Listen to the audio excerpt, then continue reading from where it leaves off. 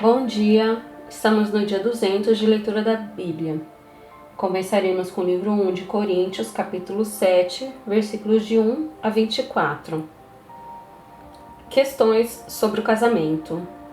Quanto ao que vocês me escreveram, é bom que o homem não toque em mulher. Digo que, por causa da imoralidade, cada homem tenha a sua esposa e cada mulher tenha o seu próprio marido. Que o marido conceda à esposa o que lhe é devido, e também, de igual modo, a esposa ao seu marido.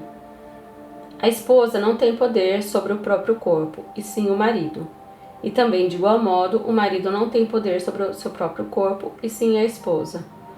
Não se privem um ao outro, a não ser talvez por mútuo consentimento, por algum tempo, para se dedicarem à oração. Depois, retomem a vida conjugal, para que Satanás não tente vocês por não terem domínio próprio. E digo isto como concessão e não como mandamento. Gostaria que todos os homens fossem como eu. No entanto, cada um tem de Deus o seu próprio dom. Um, na verdade, de um modo, outro de outro. E aos solteiros e às viúvas digo que lhes seria bom se permanecessem no estado em que também eu vivo.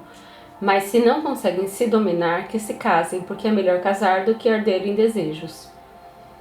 Aos casados ordeno não eu, mas o Senhor, que a mulher não se separe do marido, mas se ela se separar, que não se case de novo ou que se reconcilie com seu marido, e que o marido não se divorcie da sua esposa.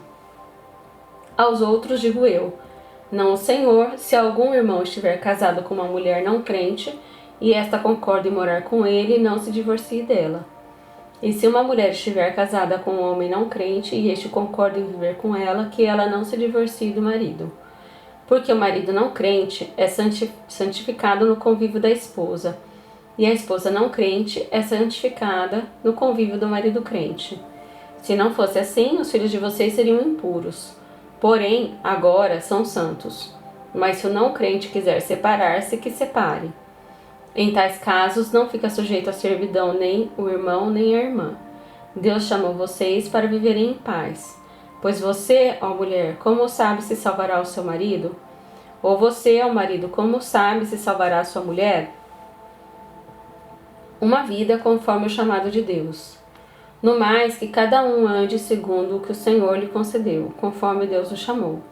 É isso que ordeno em todas as igrejas. Foi alguém chamado, estando incircunciso? Não desfaça a circuncisão. Foi alguém chamado, estando incircunciso? Não se faça circuncidar.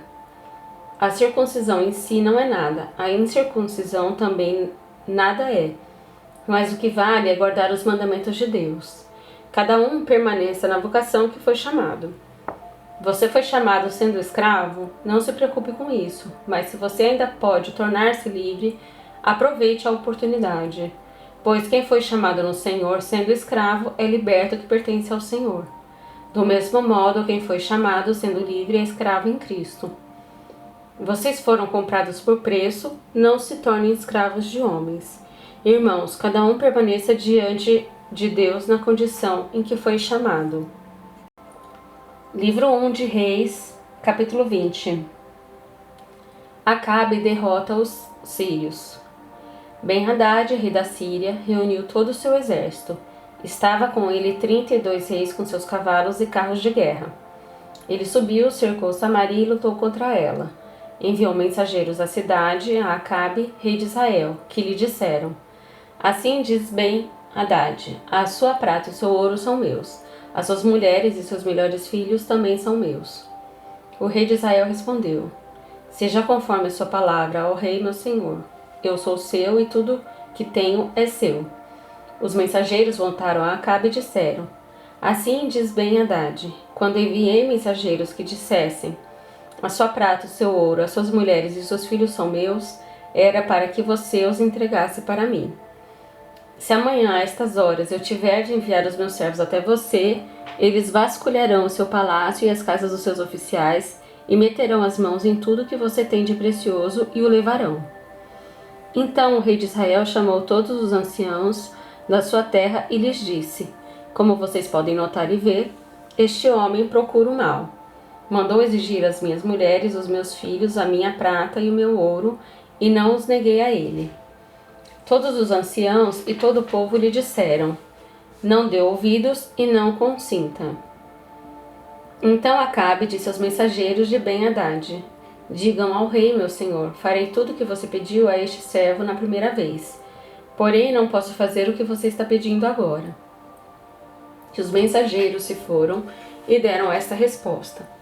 Ben-Hadad tornou a enviar mensageiros dizendo: que os deuses me castiguem, se o pó de Samaria bastar para encher as mãos de todo o povo que me segue. Porém o rei de Israel respondeu: digam ao rei Ben-Hadad que se veste para a batalha não se deve gabar como aquele que está se despindo depois da vitória. Ben-Hadad ouviu essa resposta quando ele e os outros reis estavam bebendo nas tendas. Então ele disse aos seus servos: preparem-se para atacar. E eles se prepararam para atacar a cidade. Eis que um profeta foi até Acabe, rei de Israel, e lhe disse: assim diz o Senhor, você viu toda essa grande multidão? Eis que hoje a entregarei nas suas mãos e você saberá que eu sou o Senhor. Acabe perguntou: por meio de quem se dará isto? Ele respondeu: assim diz o Senhor, pelos servos dos chefes das províncias. Acabe perguntou: quem começará a batalha? E o profeta respondeu: você. Então Acabe contou os servos dos chefes das províncias e eram 232. Depois contou todo o povo, todos os filhos de Israel, e eram 7.000. Saíram ao meio-dia. Ben-Hadad, porém, estava bebendo e embriagando-se nas tendas, ele e os reis, os 32 reis que o ajudavam. Saíram primeiro os servos dos chefes das províncias. Ben-Hadad mandou observadores que lhe deram avisos dizendo: uns homens estão saindo de Samaria. Ele disse: se vierem tratar de paz, prenda-nos vivos. Se vierem lutar, prenda-nos vivos também. Os servos dos chefes das províncias e o exército que os seguia saíram da cidade, e cada um matou o homem contra quem lutava. Os sírios fugiram e Israel os perseguiu. Porém, Ben-Hadad, rei da Síria, escapou a cavalo com alguns cavaleiros. O rei de Israel saiu e destroçou os cavalos e os carros de guerra dos sírios, impondo-lhes grande derrota. Então o profeta foi até o rei de Israel e lhe disse: vá, seja forte, considere e veja o que vai fazer, porque daqui a 1 ano o rei da Síria voltará a atacar. Os servos do rei da Síria lhe disseram: os deuses deles são deuses de montes, e por isso eles foram mais fortes do que nós. Mas vamos lutar contra eles na planície, e por certo seremos mais fortes do que eles. Portanto, faça o seguinte: tire os reis, cada um do seu lugar, e substitua-os por capitães, e forme outro exército igual em número ao que o Senhor perdeu, com outros tantos cavalos e outros tantos carros de guerra. E vamos lutar contra eles na planície, e por certo seremos mais fortes do que eles. O rei deu ouvidos ao que disseram e assim o fez. Decorrido 1 ano, Ben-Hadad convocou os sírios e subiu a Afeca para lutar contra Israel. Também os filhos de Israel foram reunidos para a batalha. Eles foram providos de mantimentos e marcharam contra os sírios. Os filhos de Israel acamparam de frente para eles, como 2 pequenos rebanhos de cabras, mas os sírios enchiam a terra. Um homem de Deus se aproximou e foi falar com o rei de Israel, dizendo: assim diz o Senhor, porque os sírios disseram que o Senhor é Deus dos montes e não dos vales. Entregarei toda esta grande multidão nas suas mãos, e assim vocês saberão que eu sou o Senhor. 7 dias estiveram acampados uns em frente dos outros. No 7º dia travou-se a batalha, e os filhos de Israel num só dia mataram dos sírios 100.000 soldados de infantaria. Os restantes fugiram para Afeca e entraram na cidade, mas a muralha da cidade caiu sobre os 27.000 homens que restaram. Ben-Hadad fugiu, veio à cidade e se escondia de câmara em câmara. Então seus servos lhe disseram: eis que temos ouvido que os reis da casa de Israel são reis clementes. Por isso, ponhamos panos de saco sobre os lombos e cordas ao redor da cabeça, e vamos até o rei de Israel. Pode ser que ele lhe poupe a vida. Então se cingiram com um pano de saco pelos lombos, puseram cordas ao redor da cabeça e foram falar com o rei de Israel. Disseram: o seu servo Ben-Hadad manda dizer: poupe-me a vida. Acabe respondeu: então ele ainda está vivo? Ele é meu irmão. Aqueles homens tomaram isso como um bom sinal. Logo se aproveitaram dessa palavra e disseram: sim, o seu irmão Ben-Hadad. O rei disse: vão e tragam-no aqui. Então Ben-Hadad saiu para se encontrar com Acabe e este o fez subir na sua carruagem. Ben-Hadad lhe disse: vou restituir as cidades que meu pai tomou do seu pai. Você poderá vender os seus produtos em Damasco, como meu pai fez em Samaria. E Acabe respondeu: com esta aliança deixarei que você fique livre. Então Acabe fez uma aliança com ele e o deixou ir embora. Um profeta condena Acabe. Então, por ordem do Senhor, um dos discípulos dos profetas disse ao seu companheiro: por favor, me esmurre.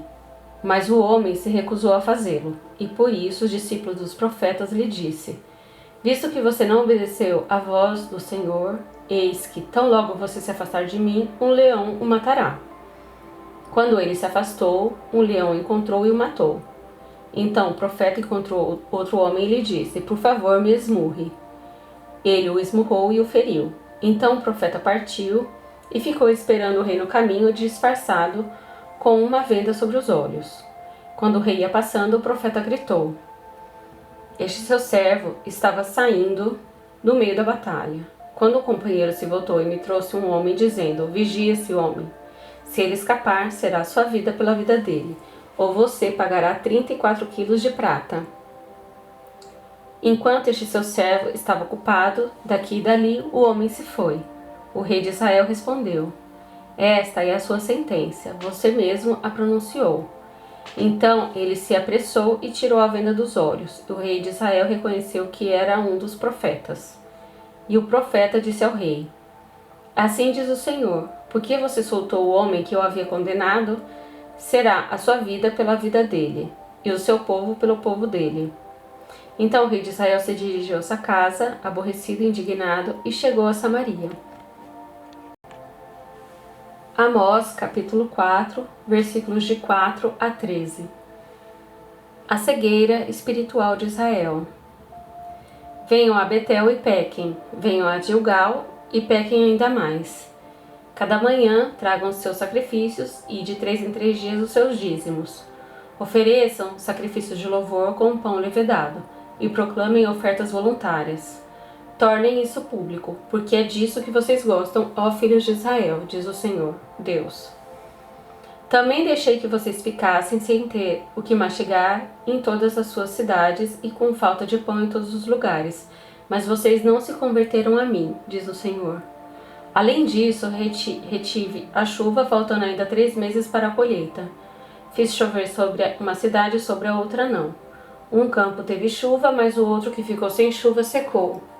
Pessoas de 2 ou 3 cidades se dirigiam a outra cidade para beber água, sem conseguirem matar a sede, mas vocês não se converteram a mim, diz o Senhor.